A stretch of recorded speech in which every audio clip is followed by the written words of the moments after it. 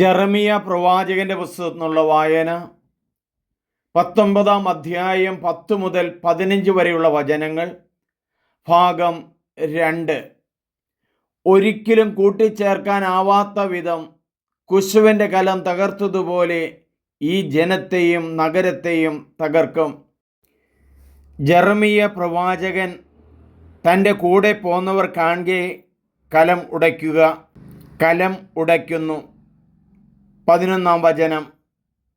എന്നിട്ട് അവരോട് പറയണം, സൈന്യങ്ങളുടെ കർത്താവ് അരുളി ചെയ്യുന്നു, ഒരിക്കലും കൂട്ടിച്ചേർക്കാനാവാത്ത വിധം കുശവന്റെ കലം തകർന്നതുപോലെ ഈ ജനത്തെയും നഗരത്തെയും ഞാൻ തകർക്കും. വേറെ ഇടമില്ലാത്തതിനാൽ തോഫെത്തിൽ അവരെ മറവ് ചെയ്യും. കർത്താവ് അരുളി ചെയ്യുന്നു, ഈ സ്ഥലത്തോട് അതിലെ നിവാസികളോടും ഞാൻ ഇപ്രകാരം ചെയ്യും. ഈ നഗരത്തെ ഞാൻ തോഫത്തിന് തുല്യമാക്കും. ജെറൂസലേമിലെ ഭവനങ്ങളും യൂദാ രാജാക്കന്മാരുടെ കൊട്ടാരങ്ങളും തോഫെത്ത് പോലെ മലിനമാക്കപ്പെടും. ഈ ഭവനങ്ങളുടെ മേൽക്കൂരകളിൽ ആകാശ ശക്തികൾക്ക് ധൂപാർച്ചനയും അന്യദേവന്മാർക്ക് പാനീയ ബലിയും നടത്തിയിരുന്നു. തോഫെത്തിൽ പ്രവചിക്കാൻ ദൈവം അയച്ച ജെറമിയ അവിടെ നിന്നും മടങ്ങി ദേവാലയ അങ്കണത്തിൽ നിന്നുകൊണ്ട് അവൻ സകലരോടുമായി പറഞ്ഞു, ഇസ്രായേലിൻ്റെ ദൈവമായ സൈന്യങ്ങളുടെ കർത്താവ് അരുളി ചെയ്യുന്നു, ഇതാ ഞാൻ പ്രഖ്യാപിച്ച എല്ലാ അനർത്ഥങ്ങളും ഈ നഗരത്തിനു മേലും ചുറ്റുമുള്ള എല്ലാ പട്ടണങ്ങളുടെ മേലും ഞാൻ വരുത്താൻ പോകുന്നു.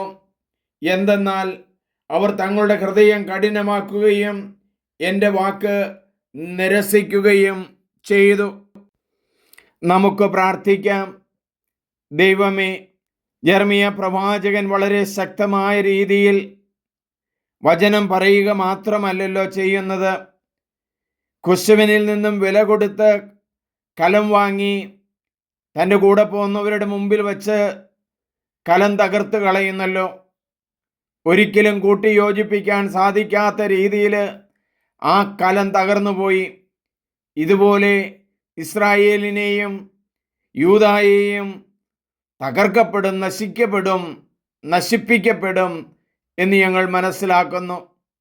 ഇന്നും ഇതുപോലെയൊക്കെ സംഭവിക്കുന്നുണ്ട്. ദൈവമേ, പാപത്തിൽ നിന്നും പിന്തിരിഞ്ഞ് സ്നേഹിക്കാനും ഞങ്ങളെ പഠിപ്പിക്കണമേ. ദൈവസ്നേഹത്തിൽ ഞങ്ങൾ വളർന്നു വരട്ടെ. ദൈവമേ നന്ദി, ദൈവമേ ആരാധന. ഏറ്റവും സ്നേഹമുള്ളവരെ, നിങ്ങളെല്ലാവരും ഇത് സബ്സ്ക്രൈബ് ചെയ്യണം, ഷെയർ ചെയ്യണം. ദൈവത്തിൻ്റെ അനുഗ്രഹത്താൽ നിങ്ങൾ നിറയട്ടെ. Thank you Jesus. Praise you Jesus.